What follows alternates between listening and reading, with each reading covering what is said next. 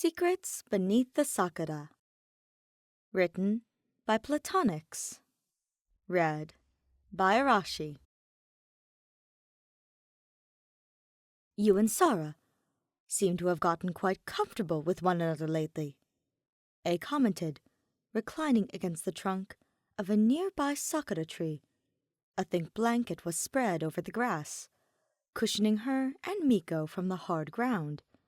It was a perfect day for a picnic, much like the afternoons she enjoyed so many years ago with Makoto and their friends. Perhaps it was that nostalgia, the emotion of reflecting upon people and times long gone, that motivated her to speak up. Loss was painful, but sometimes pleasant new things came along with it. She was growing to accept that. Miko scoffed at first, waving a hand as if to brush away A's thoughts as irrelevant. They knew each other too well, though. All A had to do was look at her, tipping her head to the side as if to say, "Really?" She relented, though not without a long, dramatic sigh. "I suppose you may have a point about that. It took some time, but now our little bird feels as if she's been a part of things for ages. I saw how happy she made you, so—" Miko shrugged, as if there was nothing more to say on the topic. In a way, she wasn't wrong.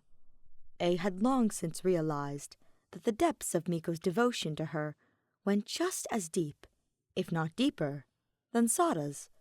She always had her best interests at heart, even when it was difficult. However, she was also notoriously possessive.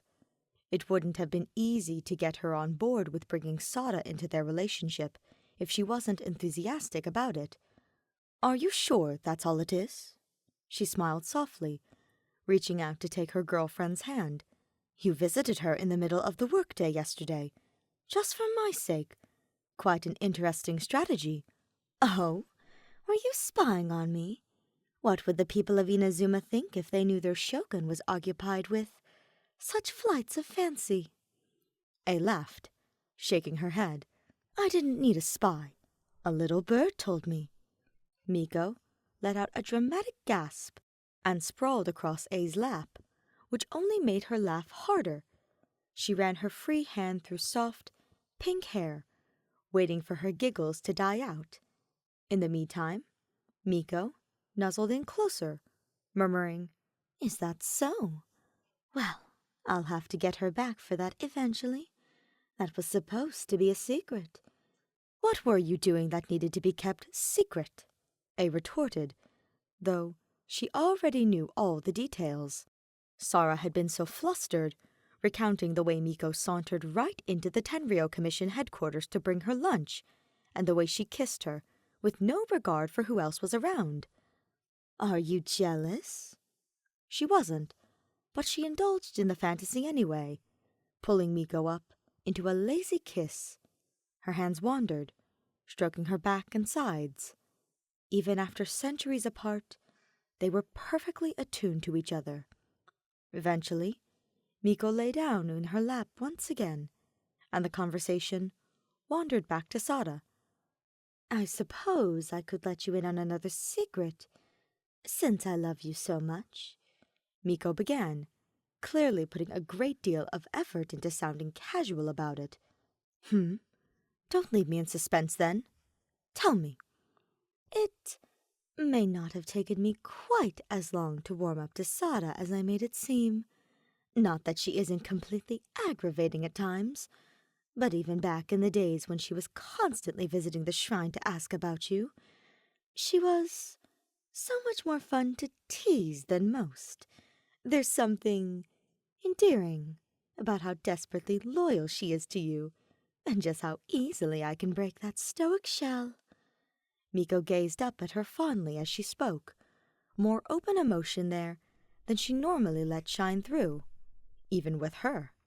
Of course, there was amusement too, but A wouldn't expect anything else. "You were gearing her up for the thrill of the chase from the moment we first talked about my feelings for her, weren't you?" Miko grinned toothily, not bothering to deny it. What can I say? Winning her over has been some of the best fun I've had in years. Sara doesn't know, of course. I wouldn't want to make it too easy for her. You're impossible. She'll find out someday, you know. Not if you don't tell her.